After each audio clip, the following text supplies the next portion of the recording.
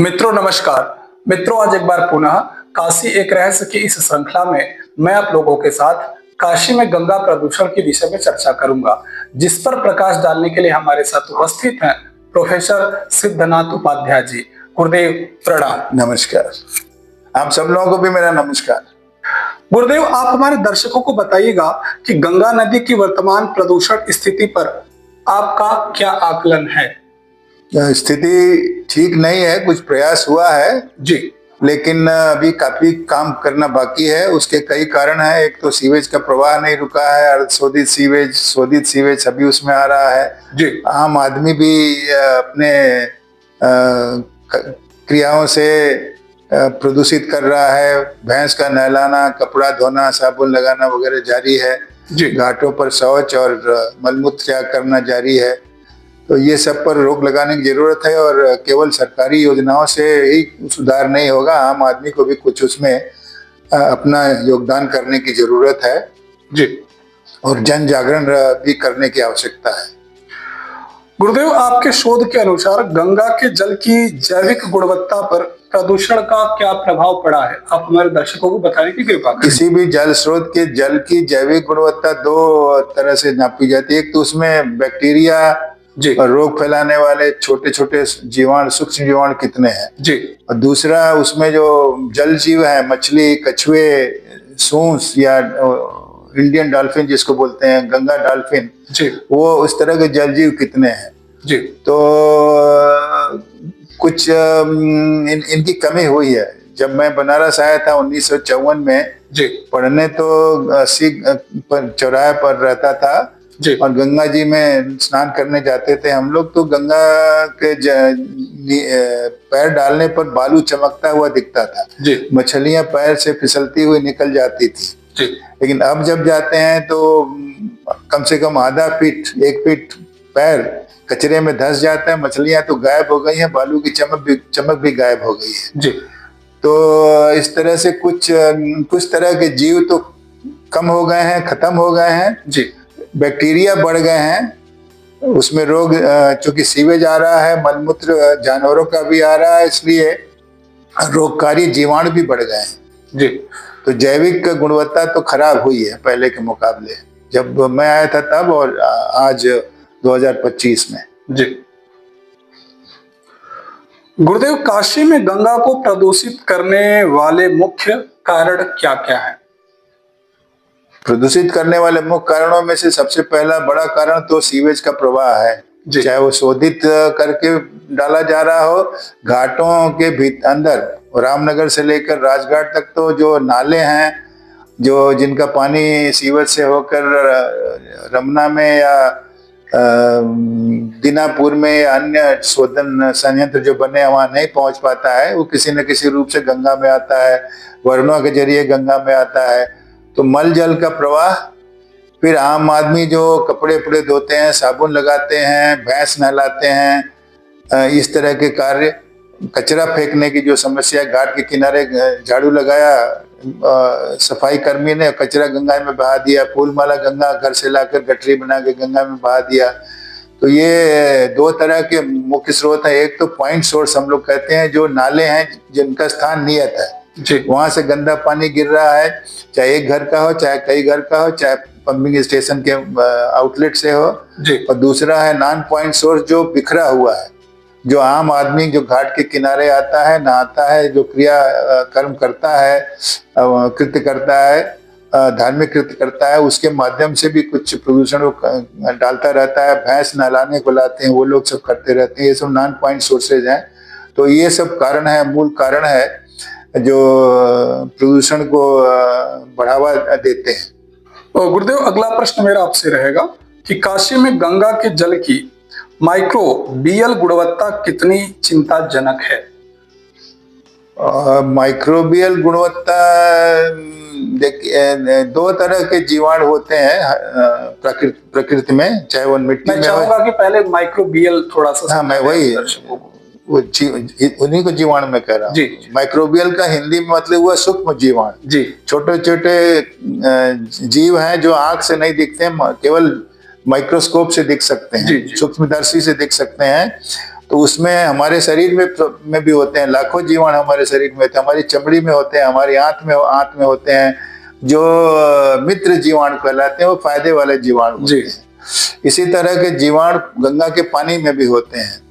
तो जो जीवाणु प्रकृति में पहले से ही हैं गंगा के जल में, उनको दो श्रेणी में हम रख सकते हैं। एक तो वो जो मित्र जीवाणु है, जिनको जो हमारे काम के हैं, जो प्रदूषण को नष्ट करते हैं, उनकी संख्या को के आकलन के लिए टोटल कोलीफॉर्म काउंट TCC एक पैमाना उसमें लिखते हैं।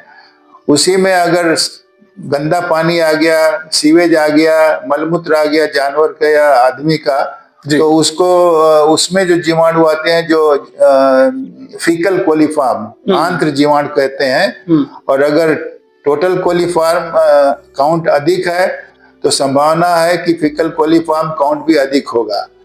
अगर सीवेज में आ रहा है, मलमूत्र जानवरों का आ रहा है, अगर फीकल कोलीफॉर्म है तो रोग फैलाने वाले जीवाणु, पैथोजन जिनको अंग्रेजी में बोलते हैं, उनकी संख्या भी ज्यादा हो सकती है, इसकी संभावना है। तो जब जल के गुणवत्ता की मापजोक की जाती है तो तीनों तरह के जीवाणुओं की मापजोक की जाती है। टोटल कोलीफॉर्म काउंट कितना है, अगर वो नहीं है तब तो जल बिल्कुल साफ है, फिर दूसरे जीवाणुओं की जांच की जरूरत नहीं है। अगर उसमें फिर टोटल कोलीफॉर्म के बाद फीकल कोलीफॉर्म की जांच करते हैं, फिर फीकल कोलीफॉर्म अगर है तो रोगकारी जीवाणुओं की जांच करते हैं या पैथोजन की जांच करते हैं। तो अभी थोड़ा खराब हुआ है। जब हम आए थे छोटेपन में 1954 में वाराणसी में पढ़ने, तब के मुकाबले तो अभी जल की गुणवत्ता, माइक्रोबियल गुणवत्ता बहुत खराब हुई है। उस पर और आपके प्रश्न है, आगे चर्चा करेंगे। लेकिन ये खराब हुई है, सुधारने की कोशिश सरकारी योजनाओं से किया जा रहा है, लेकिन अभी काफी प्रयास करना है, आम आदमी को भी उसमें अपना योगदान करना है। गुरुदेव, अगला प्रश्न मेरा रहेगा आपसे कि क्या गंगा का आत्मशुद्धिकरण तंत्र अब भी प्रभावी है या यह क्षमता कम हो रही है? हर एक नदियों में स्वतः स्वच्छीकरण शक्ति होती है। अगर नदी में प्रवाह ठीक है, जल उचित मात्रा में है और वो प्रवाहमान है, कहीं रुक घाट के किनारे या कहीं किसी अवरोध के चलते रुका नहीं है, तो स्वतः शुद्धिकरण होता रहता है गंदगी आने का। वो गंगा में भी है। लेकिन दिक्कत अभी आ रही है कि उसमें पानी का प्रवाह कम हो गया है, बांध बन गए हैं, सिंचाई के लिए पानी निकाला जा रहा है और उसके किनारे जो गांव या शहर बसे हुए उनकी आबादी बढ़ गई है, तो सीवेज का प्रवाह बढ़ गया है। आदमियों का घाट पर आना, नहाना, विभिन्न क्रियाकर्म करना वो बढ़ गया है। इसके चलते शुद्धिकरण की क्षमता कम हुई है, लेकिन शून्य नहीं हुई है। अभी भी अगर बनारस का सीवेज पूरा का पूरा डाल दिया जाए तो गाजीपुर जाते जाते लगभग गंगा का, अगर बीच में कुछ और गंदा पानी न मिलाया जाए तो स्वच्छ हो जाएगा। तो अब आवश्यकता इस समय यह है कि गंगा के प्रवाह को जितना अधिक शुद्धिकरण के लिए होना चाहिए उतना रहने दिया जाए, निकासी कम की जाए, कम से कम की जाए, उतनी की जाए जितनी की आवश्यक है। गुरुदेव, क्या काशी के घाटों के पास BOD और COD के स्तर में कोई सुधार हुआ है? हम लोगों का जो आकलन है, मैं स्वच्छ गंगा अभियान से भी जुड़ा हुआ हूँ और घाट के किनारे रामनगर से लेकर राजघाट तक हम लोग जल का नमूना निकालकर BOD, COD, faecal coliform, pH, तापमान, इसकी जांच करते रहते हैं नियमित। हर दूसरे दिन या सप्ताह के प्रत्येक दिन। तो हमारे आकलन के हिसाब से ये सब जो प्राचल हैं गुणवत्ता के, उनमें कमी आई है। लेकिन जैसा नहाने लायक जल की, आचमन लायक जल की होनी चाहिए, जो मानक बताता है इंडियन ब्यूरो ऑफ स्टैंडर्ड्स का या केंद्रीय प्रदूषण नियंत्रण बोर्ड का, उसके अनुसार नहीं है। अभी अधिक है। दो अगर एकदम साफ पानी है, A ग्रेड का नदी का जल है, तो उसका BOD की मात्रा 2 होनी चाहिए। COD उसी में थोड़ा बढ़ा सकते हैं आप, लगभग 1.5 का अनुपात है। अगर 1 BOD है तो 1.5 COD होगा। COD थोड़ी ज्यादा होती है।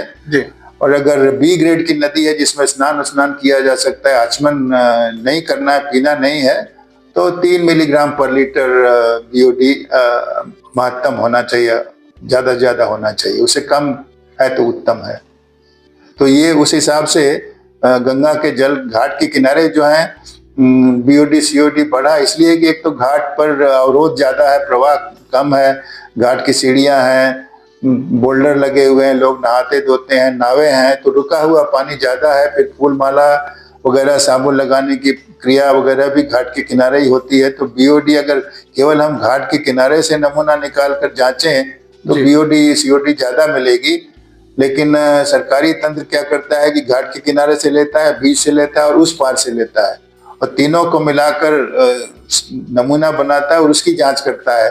तो जाहिर है कि जो बीच में तो कोई प्रदूषण है नहीं, उस पार भी कम से कम प्रदूषण है, कुछ ही लोग जाके नहाते धोते हैं, तो परिणाम अच्छे आते हैं। लेकिन अगर केवल घाट से नमूना लिया जाए, अस्सी घाट से लेकर या नगवा घाट से लेकर राजघाट तक, तो बीओडी और सीओडी की मात्रा आपको बढ़ती हुई क्रमशः दिखाई देगी। ये हमारे आंकड़े भी सिद्ध करते हैं, जो स्वच्छ गंगा प्रयोगशाला के आंकड़े हैं। चूंकि गुरुदेव आप गंगा सफाई अभियान से भी अभी आपने बताया कि जुड़े हैं, तो 80 नाले के विषय में आप क्या कहिएगा गुरुदेव? 80 नाला, 80 नदी सरकारी कागजों में है, बहुत सारे लोग उसको 80 नदी कहते हैं। लेकिन जब मैं 54 में आया था तो 80 नदी का प्रवाह जगन्नाथ मंदिर आपने देखा होगा 80 के शुरू में है, उसके बगल से होते हुए 80 जहाँ सुबह बनारस का कार्यक्रम आजकल होता है वहां गंगा में मिलती थी। गंगा कार्य योजना के प्रथम चरण के अंतर्गत इसको खिसकाकर 500 मीटर ऊपर, जिसको अब नगवा ड्रेन के नाम से जाना जाता है और रविदास घाट मंदिर के पास, रविदास पार्क के पास से गंगा में जाता है, उसमें मिला दिया गया है। और उसमें पानी तो अब आता नहीं है साफ। जब मैंने देखा था बचपन में, जब 54 में आया था तो पानी बहुत कम बहता था, ट्रिकल करता हुआ बहता था, छीण जलधारा जिसको हिंदी में बोलते हैं, और वो साफ पानी होता था क्योंकि उसमें गंदा पानी नहीं आता था। जो भूगर्भीय जल है सोते अपने आप फूट के बाहर आते थे, वही पानी बहता हुआ, और कुछ अगर गंदगी मिलती भी तो साफ होता हुआ बहता हुआ आता था। लेकिन अब तो इतनी आबादी बढ़ गई है डीएल लबरू तक 80 के किनारे किनारे कि सारे घरों का सीवेज, सीवर लाइन है नहीं ठीक से, सारे घरों का सीवेज 80 के जरिए ही गंगा में पहुंचता है। तो लगभग सीवेज का ही प्रवाह है, साफ पानी तो उसमें अब आज की तिथि में नाम मात्र को भी नहीं है। और हम लोगों के आकलन के हिसाब से जो कुछ वर्ष हम लोगों ने पहले किया था, 68 MLD गंदा पानी बह रहा था नगवा नाले से गंगा जी में। आज की तिथि में ये कई 10 साल पहले हम लोगों ने किया था। आज की तिथि में तो आकलन के हिसाब से लगभग 100 MLD के बराबर वो पहुंच गया होगा। और उसका कुछ ही अंश साफ करने के लिए BHU के पीछे, जो ट्रामा सेंटर के पीछे जो शोधन संयंत्र है भगवानपुर में, वहां जाता है, और 50 MLD रमना में जाता है। जैसा कि अभी आपने कहा कि 80, जैसा कि आपने बताया कि 80 नदी उसको कहा जाता था, लेकिन मैं 80 नदी इसलिए नहीं कहा गुरुदेव कि आज की जो उसकी स्थिति है, मुझे नाला कहने पर थोड़ा सा विवश होना पड़ा, इसलिए मैं उसको 80 नाला कहा। सरकारी कागजों में भी नाला ही अब कहा जाता है, जल निगम के कागजों में नाला ही कहा जाता है जी। लेकिन जो पुराना साहित्य है वहां पर वाराणसी, 80 और वारणा, इसलिए वाराणसी है, वरुणा नहीं है, वारणा। हाँ जी। धन्यवाद गुरुदेव, जिस तरीके से आपने बताया, निश्चित रूप से आपको सुनकर के दर्शकों को BOD और COD और 80 नाले के विषय में बहुत सारी जानकारी प्राप्त हुई होगी। और गुरुदेव, BOD COD आपके श्रोता समझते ही होंगे, कुछ विज्ञान वाले तो होंगे। अगर आप चाहेंगे तो थोड़ा सा विस्तार करके बता दे। BOD क्या है? पहले प्रश्न जो आपने किया था उसके अनुसार जो आपने कहा गुणवत्ता कम हो रही है जी। तो BOD और COD दो ऐसे प्राचल हैं जो जिसके आधार पर पानी साफ है या प्रदूषित है इसकी नापजोख की जाती है जी। और BOD का हिंदी अनुवाद यह है कि जैव रासायनिक ऑक्सीजन आवश्यकता। जो जल में बैक्टीरिया है, जो जीवाणु, जो मित्र बैक्टीरिया है, वो कैसे गंदगी को साफ करते हैं जी। और साफ करने की प्रक्रिया में उनको ऑक्सीजन चाहिए होती है। तो कितनी ऑक्सीजन वो उस गंदगी को साफ करने के लिए प्रयोग करते हैं, उसी को हम ऑर्गेनिक का जो प्रदूषक है उसकी मात्रा में न बताकर कितनी ऑक्सीजन चाहिए है उसकी मात्रा के रूप में बताते हैं। और वो बायोकेमिकल ऑक्सीजन डिमांड कहलाता है या जैव रासायनिक ऑक्सीजन आवश्यकता कहलाती है। और उसको अगर हम जल्दी कर लिए, इसमें 3 दिन का समय लगता है भारतीय मानक के हिसाब से। विदेशों में 5 दिन का समय उन्होंने रखा है, और जो बहुत ठंडे देश हैं वहाँ 1 सप्ताह के बाद बीओडी निकालते हैं। लेकिन हमारे देश में 3 दिन और 27 डिग्री सेंटीग्रेड तापमान पर बीओडी निकाली जाती है। सीओडी को इसमें चूंकि 3 दिन लगता है और इंक्यूबेटर या रेफ्रिजरेटेड इक्विपमेंट की आवश्यकता पड़ती है, तो प्रयोगशाला में जल्दी निकालने के लिए रासायनिक रूप से ऑक्सीकृत करते हैं पोटेशियम डाइक्रोमेट मिलाकर, और उसको सीओडी कहते हैं। उसमें भी ऑक्सीजन ही मापते हैं, लेकिन कितना ऑक्सीजन केमिकल ऑक्सीकरण के लिए प्रदूषकों के चाहिए उसकी मापजोख की जाती है। ये अंतर है, इसीलिए सीओडी बीओडी से थोड़ी ज्यादा होती है जी। और इकाई सब दोनों की एक मिलीग्राम पर लीटर। 1 लीटर पानी, गंदे पानी के लिए कितना मिलीग्राम ऑक्सीजन चाहिए साफ करने के लिए, वो बीओडी बायोकेमिकल तरीके से या केमिकल तरीके से कितना मिलीग्राम ऑक्सीजन चाहिए, वो सीओडी कहलाती है। जी गुरुजी, धन्यवाद। आप, मुझे आशा ही नहीं, पूरा विश्वास है कि आपने जिस तरीके से बीओडी और सीओडी के विषय में बताया, हमारे दर्शकों को इस बात की भी जानकारी हो जाएगी। गंगा जी में मौजूद माइक्रोप्लास्टिक्स और अन्य हानिकारक तत्वों के बारे में आपकी क्या निष्कर्ष है? देखिए, माइक्रोप्लास्टिक शब्द जो है थोड़ा आधुनिक शब्द है जी, लेकिन जो भी कपड़ा हम पहनते हैं, चाहे वो सूती कपड़ा हो चाहे ऊनी कपड़ा हो, प्लास्टिक या सिंथेटिक रेशे के बने कपड़े जब नहीं थे बाजार में उपलब्ध उपयोग में, तब भी कपड़ा घिसता था, फटता था, उसका कुछ न कुछ अंश निकल के जल के, जब धोते थे कपड़े को तो निकल के जल में बह के जाता था जी। और चूंकि वो जैविक स्रोत से आते थे, उनके रेशे और कपास के रेशे, तो वो गल पच जाते थे। लेकिन जो संश्लेषित रेशे हैं, नायलॉन है, टेरिलीन है, टेरिकाट है, उसमें जो प्लास्टिक के रेशे हैं, उसके जब टुकड़े टूट के जाते हैं धुलाई के समय या मशीन में धोते समय या पहनते समय, जो छोटे छोटे टुकड़ों में बदलते हैं और नहाते समय हमारे शरीर से निकलते हैं, वो जल्दी गल पच नहीं पाते हैं, तो उन्हीं को, और आंख से दिखाई नहीं देते हैं, उन्हीं को माइक्रोप्लास्टिक बोलते हैं। लेकिन इसके साथ साथ दूसरे बहुत सारे खतरनाक तत्व जल में आ रहे हैं। अस्पतालों का जो गंदा पानी है, एंटीबायोटिक वहाँ खिलाई जाती है रोगियों को, और उसका 40% ही शरीर में जब्त होता है, बाकी पेशाब के रास्ते या मल के रास्ते बाहर निकलता है। कुछ दवाइयाँ खराब हो जाती हैं, उसको फेंक देते हैं, एक्सपायरी डेट की दवा होती है।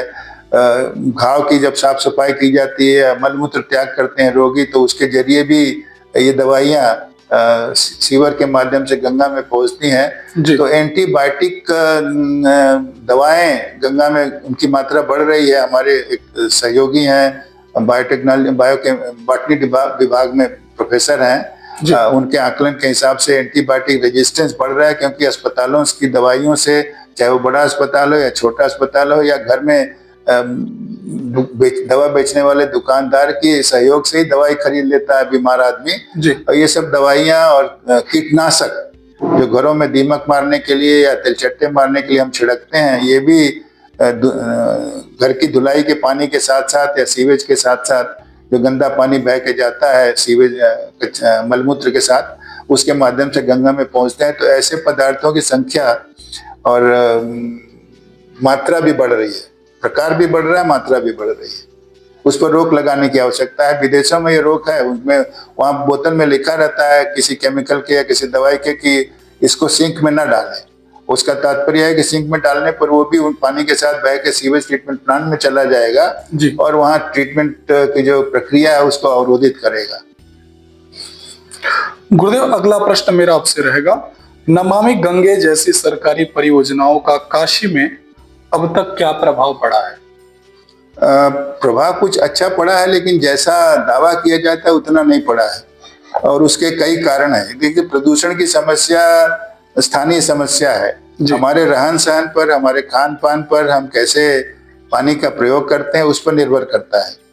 और अभी जो नमामि गंगे या गंगा एक्शन प्लान के पहले चरण में या दूसरे चरण में जो योजनाएं यहाँ लगाई गई, बनाई गई, जी उसमें आयातित टेक्नोलॉजी जो अमेरिका में काम कर रही है या लंदन में काम कर रही है या पेरिस में काम कर रही है, वही टेक्नोलॉजी यहाँ भी लगा दी जाए तो जाहिर है कि वो सफल नहीं होगी, क्योंकि यहाँ का वातावरण, यहाँ का खान पान का तरीका, किस तरह के पदार्थ सीवेज में जाते हैं, गंदगी गंगा को गंदा करते हैं, वो दूसरे तरह का है। और फिर हमारा और गंगा का जो संबंध है वाराणसी में विशेषतः और देश के अन्य भागों में भी जहाँ से गंगा बहती है, दूसरे तरह का संबंध है, जो विदेशों में आम आदमी का नदी के साथ वैसा संबंध नहीं है। अन्योन्याश्रित संबंध हमारा हमारी नदियों से है, जो विदेशों में नहीं। वहां तो लगा रहता है कि नॉट फिट फॉर बेदिंग। अगर हम गंगा के किनारे ये बोर्ड लगा दें कि गंगा का पानी नहाने योग्य नहीं है, तो लोग डंडा लेकर हमारे ऊपर पिल पड़ेंगे। तो और हम गंगा से उनको दूर करने का प्रयास भी नहीं करना चाहते हैं। तो जो नीति बनती है उसमें हमारे देश के लिए, जो हमारे जलवायु के लिए, हमारे रहन सहन के लिए जो कामगर टेक्नोलॉजी है अवजल शोधन की, मलमूत्र के शोधन की, उसका प्रयोग करने की जरूरत है। और ये कमी नमामि गंगे में भी देखी गई थी और गंगा एक्शन प्लान के पहले चरण में, दूसरे चरण में भी देखी गई। हम लोगों ने इसका खुद भी आकलन किया था, हमारे पास उसके आंकड़े भी हैं। गुरुदेव, क्या सरकार की वर्तमान नीतियां गंगा प्रदूषण को रोकने में सफल हो रही हैं? यदि नहीं तो क्या बदलाव की आवश्यकता है? कुछ हद तक सफल हुई है, कुछ हद तक सफल नहीं हुई है। जितनी अपेक्षा थी उतनी सफल नहीं हुई है और कई तरह के बदलाव की आवश्यकता है। एक तो मैंने आपको बताया कि उचित टेक्नोलॉजी का चुनाव, जो टेक्नोलॉजी भारत की जलवायु के लिए, भारत के आम आदमी के रहन सहन का जो तरीका है उसके लिए उपयुक्त है, उसके द्वारा उत्पन्न सीवेज को शोधन के लिए उपयुक्त है, उसका इस्तेमाल किया जाना चाहिए। दूसरी जो कमजोरी है कि पानी का प्रवाह घटता जा रहा है। सिंचाई के लिए, बिजली बनाने के लिए लिफ्ट पंप के माध्यम से बांध बनाकर गंगा का पानी निकाल लिया जा रहा है, उस पर भी नियंत्रण की आवश्यकता है। कागज पर यह है कि गंगा से 200 मीटर इस तरफ और 200 मीटर उस तरफ किसी तरह का निर्माण नहीं होना चाहिए, लेकिन उस नियम का पालन नहीं किया जाता है। डिस्क्रिमिनेशन द्वारा हमारे लिए तो छूट दे दिया, आपके लिए छूट नहीं दिया। और उसका उदाहरण मैं आपको देना चाहूंगा, जो ज्ञान प्रवाह है सामने घाट रामनगर के इस तरफ, उसी के बगल में जज लोगों का गेस्ट हाउस है। उन लोगों का सीवेज कहाँ जाता है? गंगा के किनारे बचे हुए हैं, सीवर लाइन वहां है नहीं। तो जब से वो बने तब से उनका सीवेज गंगा जी में जा रहा है और वो हाई कोर्ट में बैठकर मुकदमा का फैसला करते हैं कि गंगा जी में मलमूत्र का त्याग नहीं होना चाहिए, निर्माण नहीं होना चाहिए। ज्ञान प्रवाह संस्कृति और भारत दर्शन वगैरह की चिंता करता है, लेकिन उसका खुद का मलमूत्र गंगा में जाता है। तो ये दोहरी जो क्या बोलेंगे उसको, डायकोटमी, जो हमारी सोच में दोहरापन है कि हम आपके लिए तो कुछ नियम लगाते हैं जो सक्षम है, जो हम सक्षम नहीं उनके लिए कुछ नियम लगाते हैं, इसमें परिवर्तन की आवश्यकता है। इसका मैं एक उदाहरण भी आपको देना चाहूंगा। कुछ वर्ष पहले मैं गंगा प्रदूषण से जुड़े एक सम्मेलन में स्वीडन गया हुआ था, स्टॉकहोम वहाँ की राजधानी है। वहाँ गंगा जैसी नदी नहीं है, लेकिन उनका पीने का पानी झीलों से आता है, साफ पानी की झीलें हैं और वो साफ पानी की झीलों की पानी की जांच की जाती है और उसके किनारे ही राजा का महल भी है स्वीडन के। लेकिन स्वीडन का राजा 200 मीटर उस तरफ और 200 मीटर इस तरफ एक ईंट भी इधर उधर नहीं कर सकता, इतना सख्त वहां का नियम है। तो कागज पर हमारे यहाँ भी ये नियम है, एनजीटी भी लगाती है, हाईकोर्ट भी लगाती है, लेकिन अगर हम समर्थ हैं तो दिल्ली से या लखनऊ से अपने लिए छूट प्राप्त कर लेते हैं और निर्माण कर देते हैं। और ये सारे शहर में, हमारे बनारस शहर में जो सक्षम लोग हैं इस तरह के निर्माण करते रहते हैं और छूट पाते रहते हैं। इस पर रोक लगाने की आवश्यकता है। गंगा के प्रवाह को बढ़ाने की आवश्यकता है। अनावश्यक पानी की निकासी, सिंचाई के लिए, अन्य कार्यों के लिए जहाँ पानी बर्बाद ज्यादा होता है, इस्तेमाल कम होता है, उस पर रोक लगाने की आवश्यकता है। वृक्षारोपण की आवश्यकता है ताकि जो बरसात का पानी है वो भूगर्भीय जल स्रोत में जा सके और गंगा में मिल सके या गंगा की सहायक नदियों में मिल सके। इस सिलसिले में मैं ये बताना चाहूंगा कि जो दक्षिण भारत की नदियां हैं कोई भी तो ग्लेशियर से नहीं निकलती हैं, नहीं, उनको केवल बरसात का पानी जो जमीन के नीचे जाता है पहाड़ों से होकर या जमीन की सतह से होकर वही सोते के रूप में निकल के आता है, फिर वो बढ़ती जाती है मात्रा और धीरे धीरे वो विशाल नदी का रूप ले लेती, चाहे वो नर्मदा, चाहे गोदावरी हो, चाहे कावेरी हो। और हमारे यहाँ गंगा और यमुना में तो ग्लेशियर से आता है, तो केवल ये कहना कि ग्लेशियर खिसक रहे हैं, गर्मी, तापमान बढ़ रहा है, ग्लोबल वार्मिंग हो रही है, उसके चलते नदियों का पानी का प्रवाह कम हो रहा है, वो सही नहीं है। भूगर्भीय जल स्रोत भी नीचे खिसक रहा है, वृक्षारोपण खत्म हो गया है, वन का जो आवरण था वो कम हो गया है, और वन के ये जो पौधों की जड़ें हैं, घास की जड़ें, उससे काफी मात्रा में पानी नीचे जाता रहता है जी। तो वृक्षारोपण को बढ़ावा देने की आवश्यकता है, हरित जो धरती है उसको बढ़ावा देने की आवश्यकता है, हरित क्रांति। सब जगह ग्रीन इंटरलॉकिंग, सब जगह पक्का करने से पानी जमीन के नीचे जाएगा कहाँ? जी। बरसात का पानी वो बहते हुए गंगा में जाएगा, उसको और प्रदूषित करेगा। जी। तो ये इस तरह की नीतियां बनाने की आवश्यकता है। कागज पर हम नीतियां हैं, लेकिन अमल में नहीं है लाई जा रही हैं जैसा लाया जाना चाहिए। धन्यवाद गुरुदेव। और मुझे लगता है कि आपकी बातों को सुन करके हमारी जो भारत सरकार है और हमारे जो देश के नागरिक हैं आपकी बातों को अनुसरण करेंगे। गुरुदेव, मेरा अगला प्रश्न आपसे रहेगा, अभी आपने गंगा एक्शन प्लान की बात करी गुरुदेव, तो उसी बात को ध्यान में रखते हुए गंगा एक्शन प्लान और अन्य सफाई अभियानों में सबसे बड़ी चुनौतियां क्या आ रही हैं? सबसे बड़ी चुनौती थी आम आदमी का सहयोग लेने का प्रयास नहीं किया गया। उससे क्या चाहिए, उसने क्या अनुभव किया है, किस तरह की समस्या उसको दिखाई पड़ी है जी। उसका इस्तेमाल नहीं किया गया। और जो डिजाइन किया गया ट्रीटमेंट प्लांट, उसको डिजाइन करते समय कितना जल प्रवाह, कितना अवजल का प्रवाह हो रहा है, कितना जल की खपत हो रही है, जो अवजल का जो प्रवाह हो रहा है उसकी गुणवत्ता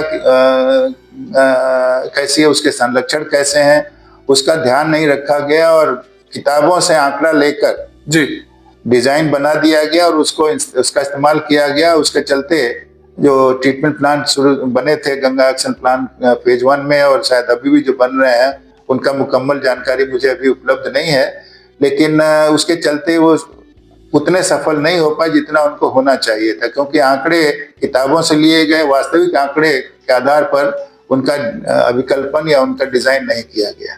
गुरुदेव, धार्मिक अनुष्ठान और सांस्कृतिक गतिविधियां गंगा की सफाई के लिए बाधा हैं या उन्हें समाधान का हिस्सा बनाया जा सकता है? कुछ दो तरह के मत हैं। कुछ लोगों का मानना है कि ये बाधा है जी, क्योंकि ढेर सारा प्रदूषण गंगा में वो लोग डाल देते हैं मूर्ति विसर्जन के माध्यम से, गंगा में कुछ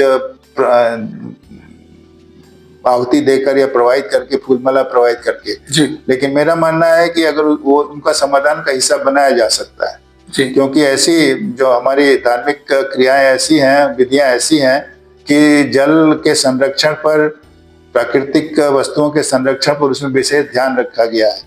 एक ही उदाहरण मैं देना चाहूंगा। आचमन करते समय पुरोहित यजमान से कहता है कि माधवाय नमः, केशवाय नमः, नारायणाय नमः, हस्त प्रक्षालनम। तो कितना जल लेता है वो जो आचमनी होती है उसकी लुटिया में, उसका जो चाय बनाने वाली जो चम्मच होती है उसका 1/4 भी नहीं होता है जल उसमें।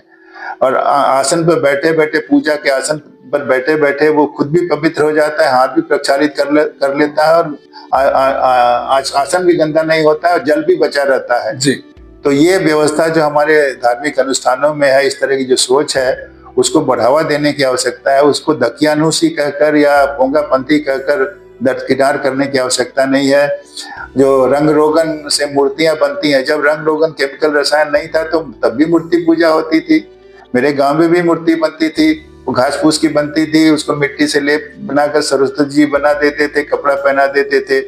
अब आधुनिक रंग रोगन आ गए, पेंट आ गया तो पेंट लपेटा जाने लगा उस पर, जो घातक रसायन जिसमें होते हैं। और ऐसी मूर्ति को जो प्रवाहित करेंगे गंगा में तो गंगा का प्रदूषण बढ़ेगा ही बढ़ेगा। उसके लिए सरकार ने अलग स्थान नियत किए हैं, तालाब बनाए हैं और ये लोग उस पर अमल भी कर रहे हैं। तो इस तरह का बदलाव हमारी जो धार्मिक रीतियां हैं, जो तरीके हैं, उसमें करने की आवश्यकता है। और भारतीय जनमानस इतना सही तरीके से इनका इस्तेमाल कर लेता है कि वो आसानी से उन बदलाव को अपना लेगा और आगे चल निकलेगा। तो कहीं ना कहीं हमारे जो धार्मिक अनुष्ठान है जी वो साइंटिफिक तरीके से वो सही हैं। और पहले जैसा कि भी आपने बताया कि पहले भी पूजा होता था, तो हमारे धार्मिक अनुष्ठान में कोई कमी नहीं है। हम लोग जो पेंट यूज कर रहे हैं आज आधुनिक युग के समय में, वो कहीं ना कहीं ज्यादा खतरा कर रहा है, मुझे लग रहा है। मैं और भी जोड़ना चाहूंगा इसमें, जैसे घाट के किनारे जब मैं छोटा विद्यार्थी के रूप में बनारस आया था, तो घाट के किनारे बांस की छतरी के नीचे पंडे लोग बैठे रहते थे। एक छोटे से मिट्टी के पुरुए में तेल देते थे लगाकर नहाने के लिए, साबुन लगाने से मना करते थे, गंगा जी में कुल्ला करने से मना करते थे, कपड़ा धोने से मना करते थे।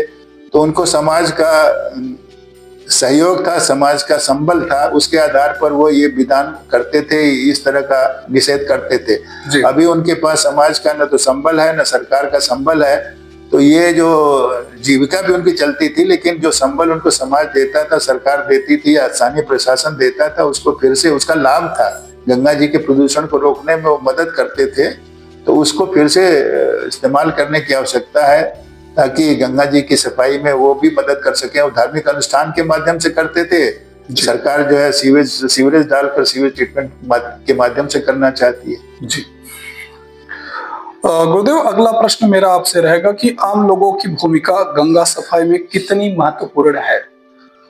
आम लोगों की भूमिका सबसे ज्यादा महत्वपूर्ण है, क्योंकि आम आदमी तो प्रदूषण फैलाते हैं जी, और सबसे ज्यादा तकलीफ आम आदमी को ही होता है जी।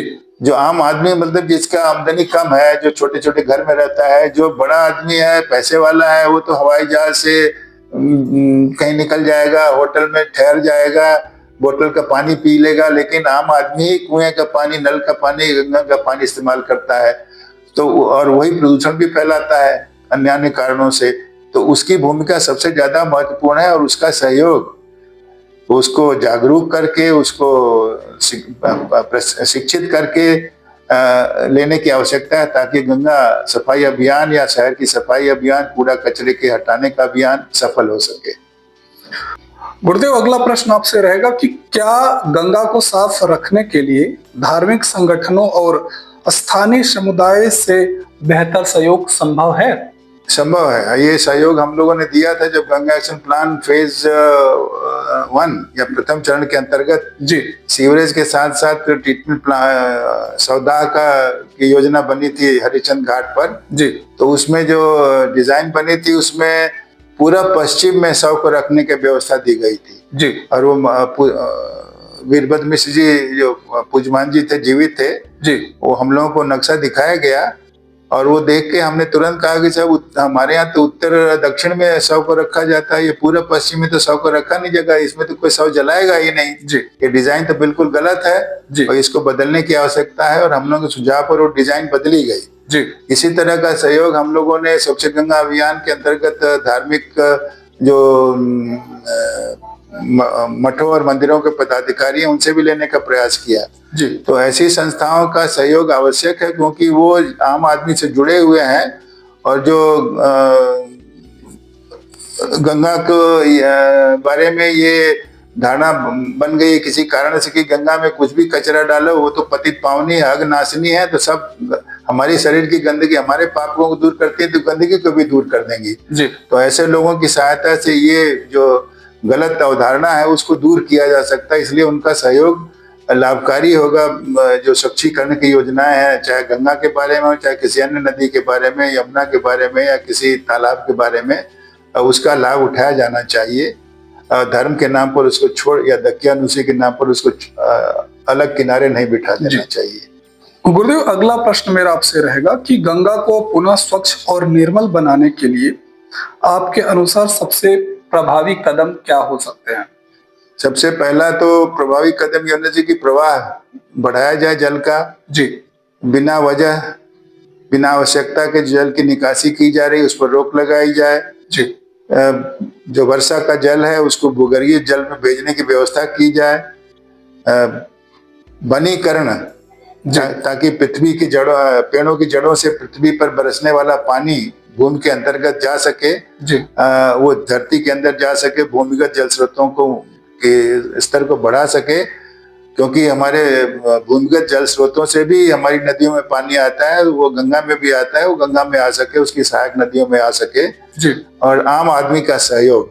तो ये जो मोटी मोटी बातें हैं, इस पर ध्यान देने की आवश्यकता है, ताकि जो योजना सरकार बना रही है जी। टेक्नोलॉजी का इस्तेमाल करते हुए, उचित टेक्नोलॉजी का इस्तेमाल करे जो देश के लिए उचित है, इस बारे में सोचने की आवश्यकता है और नीति को उसके अनुरूप बनाने की आवश्यकता है। गुरुदेव, गंगा को बचाने के लिए वैज्ञानिकों और शिक्षाविदों की क्या भूमिका होनी चाहिए? शिक्षाविद मतलब जो वैज्ञानिक नहीं है क्योंकि शिक्षाविद वैज्ञानिक भी हो सकता है और मानविकी का भी हो सकता है। शिक्षाविद तो वैज्ञानिक हो सकता है। हाँ। ये तो एकदम 100% है।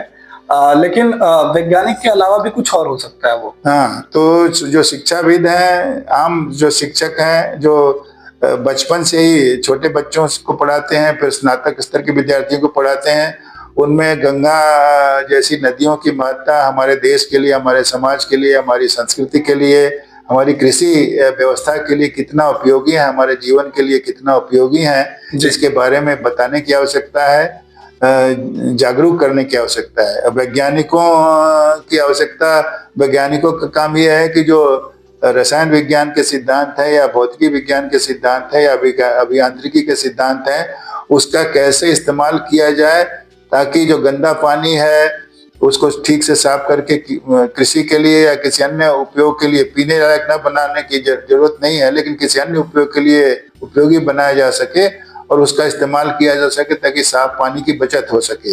नदी के प्रवाह को कैसे बढ़ाया जाए, सीवेज को कैसे एकत्र किया जाए, किस तरह का सीवर लाइन बने, किस तरह का सीवेज ट्रीटमेंट प्लांट बने, इसमें वैज्ञानिक और इंजीनियरों का योगदान होगा। तो उनकी आवश्यकता इस तरह के कार्यों में, इस तरह की योजनाएं बनाने में ली जानी चाहिए। लेकिन ज्यादा योजनाएं जो सरकारी कर्मचारी हैं, सरकारी इंजीनियर हैं, उन्हीं से ली जाती है। कुछ ही संस्थानों के इंजीनियरों को और शिक्षाविदों की राय सरकार लेती है या स्थानीय निकाय लेते हैं। जी।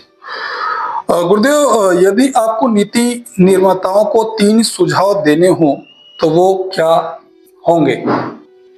3 सुझाव में पहले से जन सहयोग, जन शिक्षण, जन सहयोग जी, पानी का प्रवाह में वृद्धि जी, अनावश्यक जो पानी की निकासी हो रही है उस पर रोक जी, वर्षा के जल का संरक्षण और संग्रह, और तीसरा वृक्षारोपण। गुरुदेव, हमारे दर्शकों के लिए कोई संदेश जो गंगा संरक्षण में उनकी भूमिका को प्रेरित कर सके? उनके लिए मेरा संदेश यह है कि गंगा हमारा और गंगा जैसी नदी या किसी अन्य नदी के बीच जो संबंध है जी, वो विदेशी लोगों के और उनके जल स्रोतों के बीच के संबंध से बिल्कुल भिन्न है जी। गंगा, यमुना जैसी हमारी नदियां या गोमती जैसी हमारी नदियां हमारी संस्कृति, हमारी कृषि व्यवस्था, हमारे व्यापार व्यवस्था से सीधे सीधे जुड़ी हुई हैं। तो हमारा दायित्व ये, हम सबका दायित्व ये ज्यादा बनता है कि हम अपने जल स्रोतों को, इन नदियों के जल को बचा के रखें, ताकि जो व्यापार की व्यवस्था है, कृषि की व्यवस्था है, हमारे लिए पीने पानी की आवश्यकता की आपूर्ति की व्यवस्था है, बिना बाधा के वो पूरी हो सके। और ये सबके सहयोग से ही संभव है, क्योंकि सबसे ज्यादा कष्ट आम आदमी को ही, आम जनता को ही होता है प्रदूषण से, चाहे जल का प्रदूषण हो, चाहे वायु का प्रदूषण है, चाहे ध्वनि का प्रदूषण। गुरुदेव, काशी में आपका अनुभव कैसा रहा? आप हमारे दर्शकों को बताने की कृपा करें। काशी में मैं देखिए आ गया था 1954 में पढ़ने जी, और गाजीपुर जिले के एक गांव, बड़ा गांव है जिले का, रेवतीपुर नाम है जी, जो गामर के पहले और जमानिया के बीच में है जी। जमानिया मेरे गांव की तहसील भी थी, अब दूसरी तहसील होगी। वहां से मैं आया था दर्जा 7 में पढ़ने जी। तब से यहीं का होके रह गया, और मेरी नौकरी काशी हिंदू विश्वविद्यालय से पढ़ाई के बाद लगी थी ONGC में, शिवसागर आसाम में। और मेरे दादाजी ने कहा कि उसमें थोड़ा ज्यादा समय लगा, क्योंकि सरकारी नौकरी थी, तो तहसीलदार से, थानेदार से नियुक्ति पत्र आने में, ये सब कागजी कार्रवाई करने में 1 साल का समय लग गया। तब तक 250 रुपए की स्कॉलरशिप रिसर्च के लिए BHU में मिल गई जी, और तनख्वाह 325 रुपये थी। तो मेरे दादाजी ने कहा कि 85 रुपया ने ज्यादा है जी, इतनी दूर आसाम में क्यों जाओगे, यहीं बनारस में रहो घर के पास जी। और गांव भी आते रहोगे और पढ़ाई भी होती रहेगी, काम भी होता रहेगा। जी तो ये मेरा इस दृष्टिकोण से मैं यही कर रहा कि हो गया, मुझे अच्छा अनुभव हुआ, क्योंकि उसका लाभ हमें मिला बनारस में रहने का, शंकर जी का दर्शन करने का, हनुमान जी का दर्शन करने का, विद्वान और संत जनों की संगत का लाभ उठाने का। जी और जो शंकराचार्य जी कह गए कि असारे खलु संसारे सार में तत्चतुष्टयम् काश्याम वास सताम संग गंगा बस शिव पूजनम। जी इस सारहीन संसार में केवल 4 बातें सारगर्भित हैं: काशी में निवास करना,